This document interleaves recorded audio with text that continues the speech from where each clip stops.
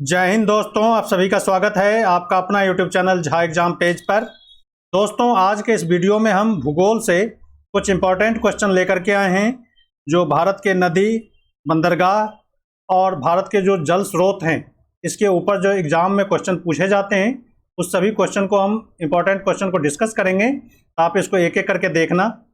तो हम लेते हैं पहला क्वेश्चन, लेकिन इससे पहले मैं कहना चाहूँगा कि अभी तक आपने इस चैनल को सब्सक्राइब नहीं किया है तो ज़रूर कर दें, शेयर करें, इसे कमेंट करके हमें बताएं कि आप किस तरह के क्वेश्चन चाहते हैं और क्या चाहते हैं आप हमसे। तो हम निश्चित रूप से उस तरह के क्वेश्चंस को लेकर के आएंगे, तो आप जरूर इस चैनल को सब्सक्राइब करना, कमेंट करके बताना।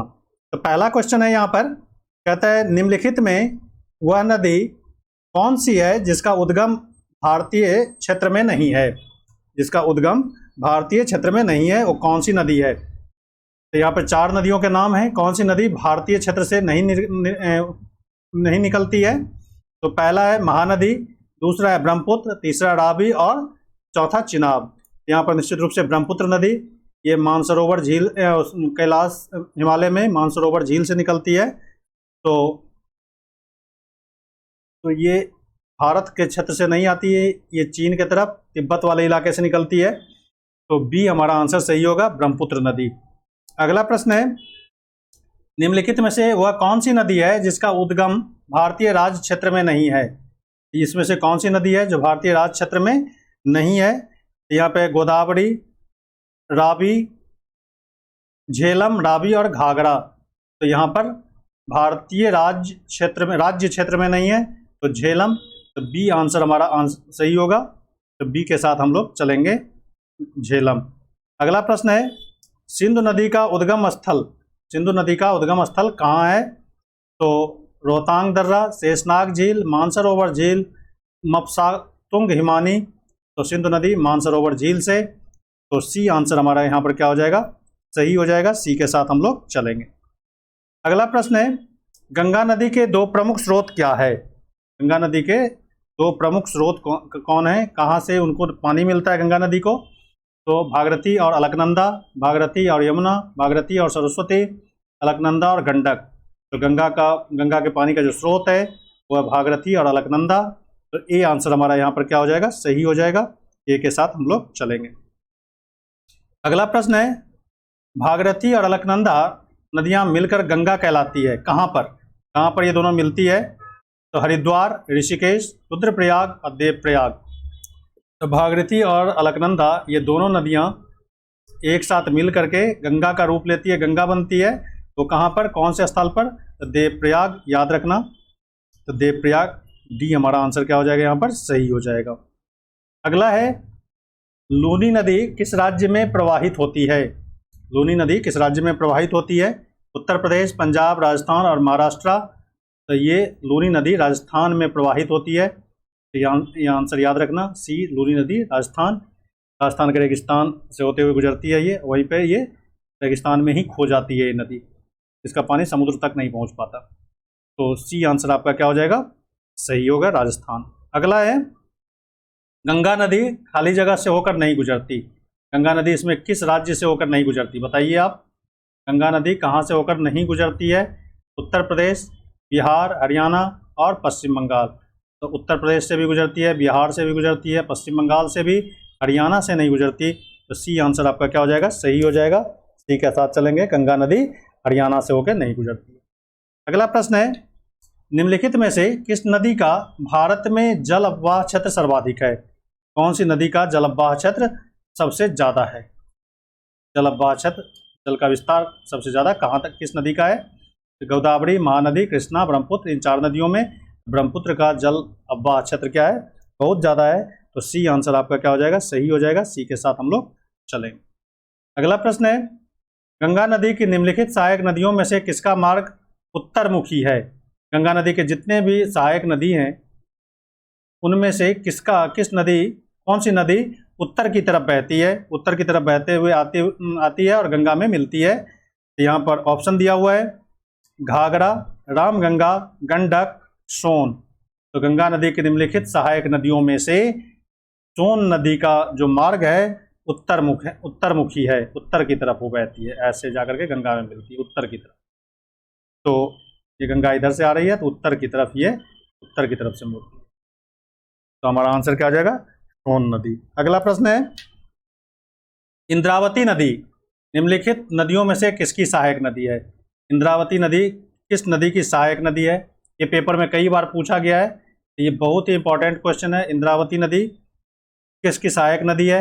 महानदी, गोदावरी और कृष्णा, कावेरी। तो इंद्रावती गोदावरी नदी की सहायक नदी है। तो याद रखना, ये दक्षिण भारत की नदी इंद्रावती गोदावरी नदी की सहायक नदी है। बी आंसर आपका सही होगा। अगला प्रश्न है, निम्नलिखित में से पश्चिम दिशा में बहने वाली भारतीय नदी कौन सी है? भारत की ज़्यादातर नदियाँ पश्चिम से पूरब की ओर बहती है, लेकिन कुछ नदियाँ क्या है, पश्चिम दिशा की ओर बहती है, मतलब पूरब से पश्चिम की ओर। और कौन सी नदी है? इन चार में से देखना है पश्चिम दिशा की ओर बहने वाली नदियाँ। सारी नदियाँ पश्चिम से पूरब की ओर, इधर बंगाल की खाड़ी की तरफ। कुछ नदी अरब सागर की तरफ बहती है, इसमें से कौन सी नदी है?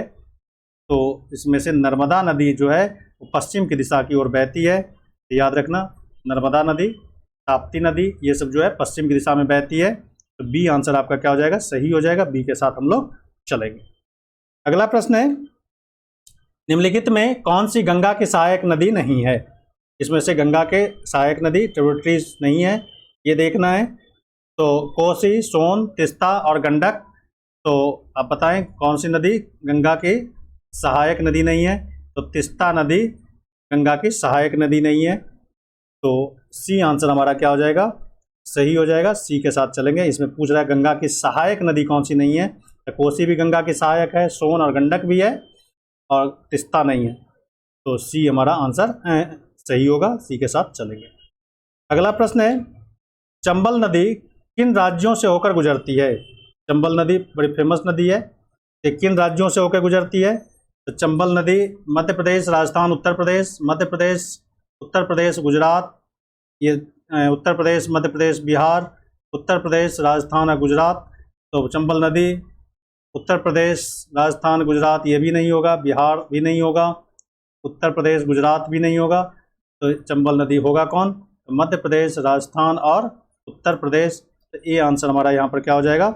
सही हो जाएगा। ए के साथ हम लोग चलेंगे। मध्य प्रदेश, राजस्थान और उत्तर प्रदेश, इन तीन राज्यों से होकर चंबल नदी बहती है।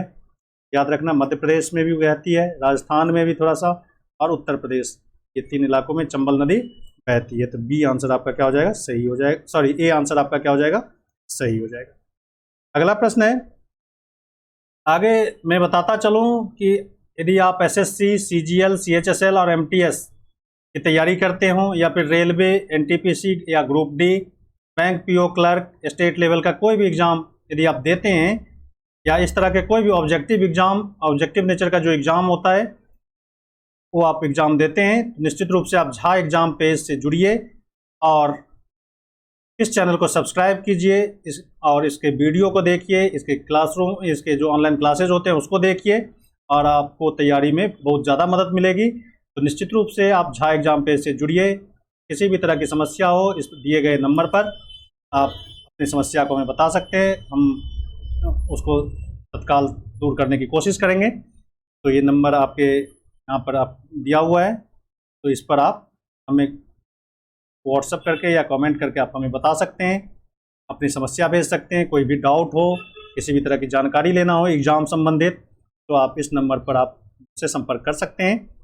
तो निश्चित रूप से इस चैनल को सब्सक्राइब करें, कमेंट करें, ज़्यादा से ज़्यादा इसे शेयर करें, ताकि हमारा भी हौसला बना हुआ रहे और हम आपके साथ काफ़ी लंबे समय तक आपकी मेहनत, लंबे समय तक आपके लोगों की तैयारी में हम आपके साथ खड़ा रहें।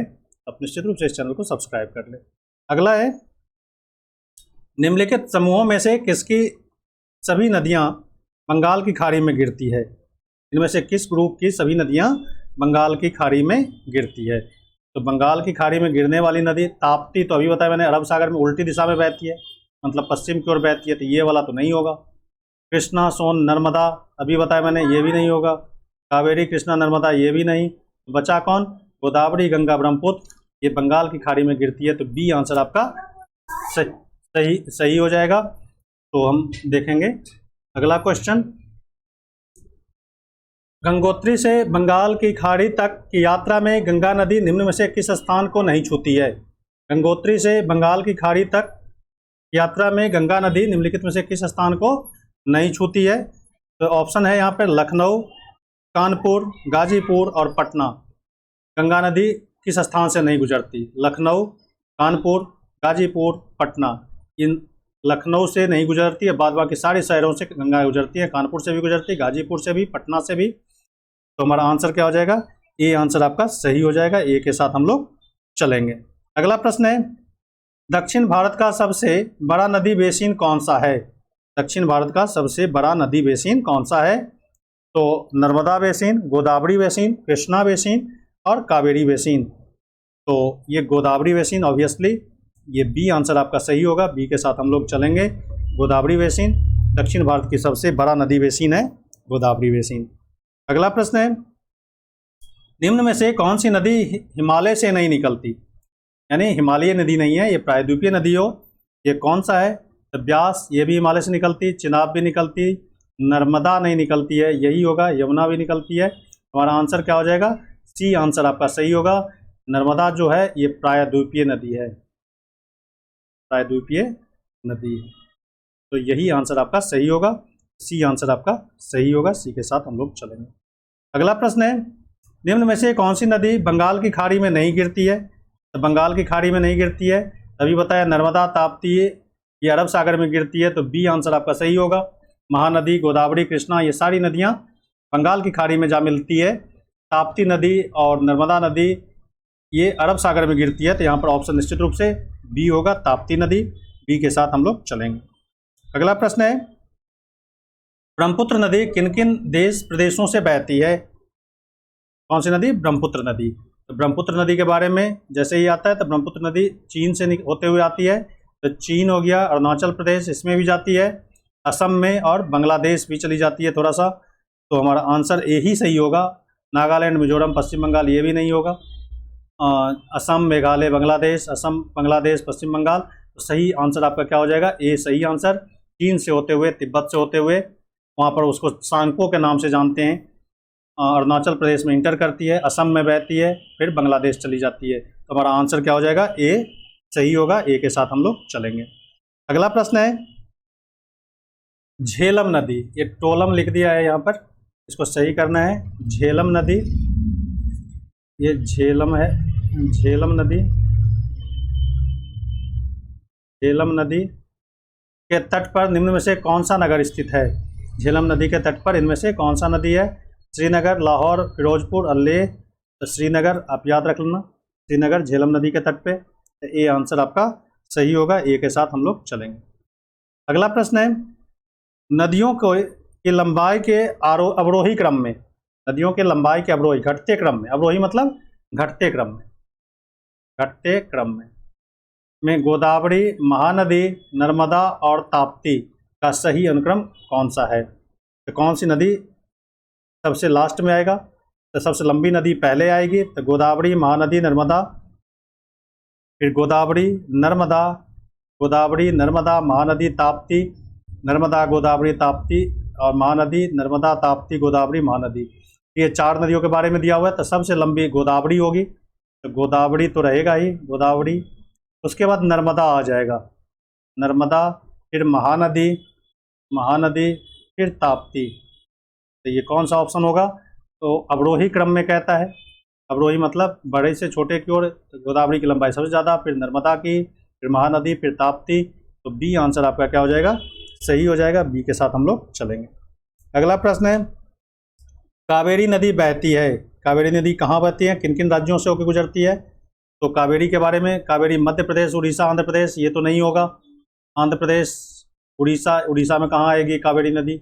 मध्य प्रदेश में कहाँ से आए मिलेगी ये तो दक्षिण भारत की नदी है। फिर केरल, कर्नाटका, तमिलनाडु, मध्य प्रदेश, महाराष्ट्र, तमिलनाडु ये भी नहीं होगा। महाराष्ट्र, कर्नाटका, आंध्र प्रदेश ये भी नहीं। ये केरल, कर्नाटका और तमिलनाडु से होकर गुजरती है। तो बी आंसर आपका सही होगा। कावेरी नदी केरल, कर्नाटका और तमिलनाडु से होकर गुजरती है। अगला प्रश्न है, भारत में सबसे लंबी नदी, भारत में सबसे लंबी नदी, भारत में बहने वाली कौन सी नदी, बहने के अनुसार कौन सी नदी है भारत में? तो गंगा, भारत की सबसे लंबी नदी गंगा। तो सी आंसर आपका क्या हो जाएगा? सही हो जाएगा। सी के साथ हम लोग चलेंगे। अगला प्रश्न है, नर्मदा नर्मदा नदी का उद्गम कहाँ से होता है, नर्मदा नदी कहाँ से निकलती है? तो अमरकंटक की पहाड़ी से। तो याद रखना मध्य प्रदेश में अमरकंटक की पहाड़ी, डी आंसर आपका सही होगा। और भी जो ऑप्शन दिया हुआ है भेंडा घाट, होशंगाबाद, शहडोल और अमरकंटक, तो नर्मदा नदी का उद्गम स्थल कहाँ है? अमरकंटक। तो डी आंसर आपका सही होगा। तो डी के साथ हम लोग चलेंगे। अगला प्रश्न है, ताप्ती नदी का उद्गम और अंत है कहाँ पर? ताप्ती नदी कहाँ से उद्गम है, उसका उद्गम स्थल कौन सा है और कहाँ पर जाके मिलती है? तो ये बैतूल जिले से निकलती है और खंभात की खाड़ी में जाके गिरती है। तो याद रखना बैतूल से लेकर के खंभात की खाड़ी में ये जाकर के ये मिलती है गुजरात में। तो ताप्ती नदी का उद्गम स्थल बैतूल जिला और खंभात की खाड़ी में जाके मिलती है। तो यही इसका उद्गम और अंत है। तो बी आंसर आपका यहाँ पर सही होगा। बी के साथ हम लोग चलेंगे। अगला प्रश्न है, दामोदर नदी को बंगाल का शोक कहा जाता है क्योंकि? दामोदर नदी को बंगाल का शोक क्यों कहते हैं? इसमें प्रायः तबाही मचाने वाली बाढ़ आती है, इसमें अधिकतम मृदा अपरदन होता है, इसमें अनेक खतरनाक झरने बन जाते हैं, ये भी नहीं, ये बारामासी नदी नहीं है, ये भी नहीं, इसमें प्रायः तबाही मचाने वाली बाढ़ आती है। तो ये ए आंसर आपका सही होगा। ए के साथ हम लोग चलेंगे। नेक्स्ट प्रश्न है, निम्न में से अरब सागर में गिरने वाली नदी कौन सी है? अरब सागर में गिरने वाली नदी, तो अभी हमने चर्चा किया है कई बार, ताप्ती नदी, नर्मदा नदी, ये सब अरब सागर में गिरती है। गोदावरी, ताप्ती, कृष्णा और महानदी। तो ताप्ती नदी कहाँ गिरती है? अरब सागर में। तो बी आंसर आपका क्या हो जाएगा? सही हो जाएगा। तो बी के साथ हम लोग चलेंगे। अगला प्रश्न है, निम्नलिखित कथनों में से कौन सा एक सत्य नहीं है? कौन सा ये सत्य नहीं है ये चुनना है। इसमें 4 ऑप्शन दिए हुए हैं, 3 सही है, 1 गलत है। गलत को चुनना है। घग्गर के जल का इंदिरा गांधी नहर में उपयोग किया जाता है। नर्मदा अमरकंटक के क्षेत्र से निकलती है, ये भी सही है। निजाम सागर मांजरा नदी पर स्थित है, ये भी सही है। पेनगंगा गोदावरी की सहायक नदी है, ये भी सही है। यानी यही सही नहीं है। ए हमारा ऑप्शन क्या हो जाएगा? ए, घग्गर के जल का इंदिरा गांधी नहर में उपयोग किया जाता है, यही आंसर आपका सही है। तो ये आंसर के साथ हम लोग चलेंगे यहाँ। अगला प्रश्न है, प्राचीन भारतीय ऐतिहासिक भूगोल रत्नाकर का नाम सूचक था। प्राचीन भारतीय ऐतिहासिक भूगोल में रत्नाकर किसको कहा जाता था? रत्नाकर का नाम किसे? अरब सागर का, बंगाल का, हिंद महासागर का, प्रयाग में गंगा यमुना और पौराणिक नदी सरस्वती के संगम का। तो प्राचीन भारतीय ऐतिहासिक भूगोल में रत्नाकर नाम हिंद महासागर का है। तो याद रखना रत्नाकर किसको कहते हैं? हिंद महासागर को। तो सी आंसर हमारा यहाँ पर क्या हो जाएगा? सही हो जाएगा। सी के साथ हम लोग चलेंगे। रत्नाकर नाम किसका है? हिंद महासागर का। अगला प्रश्न है, लखनऊ किस नदी के किनारे बसा है? लखनऊ किस नदी के किनारे बसा है? तो यमुना, ब्रह्मपुत्र, गोदावरी और गोमती। तो लखनऊ गोमती नदी के किनारे है। तो डी आंसर आपका क्या हो जाएगा? सही हो जाएगा। डी के साथ हम लोग चलेंगे। नेक्स्ट प्रश्न है, गंगा नदी पर बसा शहर इनमें से कौन सा है? गंगा नदी पर बसा शहर कानपुर, आगरा, अयोध्या और लखनऊ। लखनऊ भी नहीं है, अयोध्या नहीं है, आगरा नहीं, कानपुर गंगा नदी किनारे बसा हुआ है। तो ए आंसर आपका क्या हो जाएगा? सही हो जाएगा। ए के साथ चलेंगे। अगला प्रश्न है, यमुना नदी पर बसा शहर, बताइए इस 4 में से कौन सा? ऋषिकेश, बद्रीनाथ, फर्रुखाबाद, आगरा। आगरा यमुना नदी के किनारे बसा हुआ है। आगरा आंसर हमारा यहाँ पर सही होगा। अगला प्रश्न, भारत में कौन सा बेसिन सबसे बड़ा है? तो गंगा का बेसिन। गंगा का बेसिन क्या है? सबसे बड़ा है। तो डी आंसर आपका सही होगा, गंगा का बेसिन। तो डी के साथ चलेंगे। और ऑप्शन दिया हुआ था, सिंधु का बेसिन, महानदी का बेसिन, गोदावरी का बेसिन, गंगा का बेसिन। तो गंगा का बेसिन। अगला प्रश्न है, बंगाल की खाड़ी की ओर जाते हुए गंगा नदी कौन से राज्य से नहीं गुजरती? हिमालय से निकलकर बंगाल की तरफ जाए तो कौन सी राज्य से नहीं गुजरेगी? बिहार से तो गुजरती ही है, उत्तर प्रदेश से भी गुजरती है, पश्चिम बंगाल से, उड़ीसा से नहीं गुजरती। तो यही आंसर आपका होगा। तो बी आंसर आपका सही होगा। बी के साथ हम लोग चलेंगे। अगला प्रश्न है, प्रसिद्ध तीर्थ नगर बद्रीनाथ किस नदी के तट पर स्थित है? बद्रीनाथ किस नदी के तट पर? तो प्रसिद्ध तीर्थ नगर बद्रीनाथ किस नदी के तट पर है? मंदाकिनी नदी के तट पर, भागीरथी नदी के तट पर, गोदावरी नदी के तट पर, अलकनंदा नदी के तट पर, निश्चित रूप से बद्रीनाथ अलकनंदा नदी के तट पर है। तो यहाँ पर ऑप्शन क्या हो जाएगा, डी सही हो जाएगा, बद्रीनाथ अलकनंदा नदी के तट पर स्थित है। तो आज के इस वीडियो में बस इतना ही। हम लेकर के आएंगे फिर नए सवाल, नए क्वेश्चंस, नए वीडियो में। तब तक आप इसको याद कीजिए, पढ़िए, बार बार देखिए, अपने दोस्तों को बताइए और अपनी तैयारी को अंजाम दीजिए। आज बस इतना ही। Thank you very much. जय हिंद।